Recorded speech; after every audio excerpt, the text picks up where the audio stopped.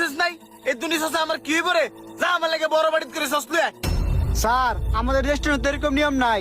কি নিয়ম নাই রে তুই চিনিস আমারে আমি নিয়ম তৈরি করি যা তোর মালিক ডাক দে মালিক রে ডাক দেওয়ার কি দরকার? তুই ডাক দিতি না তো তোর এই সাজি ফুড পার্কের মালিকের নাম শান্ত না এই শান্ত করে এই শান্ত रुको जरा। কি হয়েছে? আপনি আপনি সিলাইতেছেন কি লিগা? কোনো সমস্যা? তুই আমার চিনোস না এতে কি কর্মচারী রাখছস হ্যাঁ রে কইছি সসটা বড় বাড়িতে করে এনে তো হ্যাঁ কই নিয়ম নাই হ্যাঁ তো আর আপনার চিনে না, যদি চিনতো তাহলে তো নিয়ে আইতো।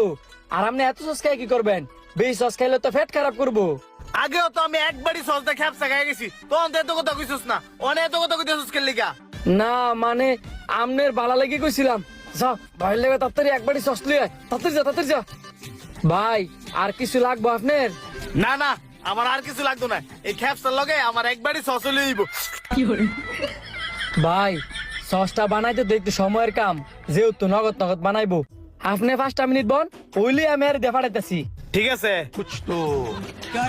শোনো, তোমার প্রথম কাজ হইছে রেস্টুরেন্টের মধ্যে যত পানির বোতল আর ড্রিঙ্কস আছে সবগুলা সরাই লাউন।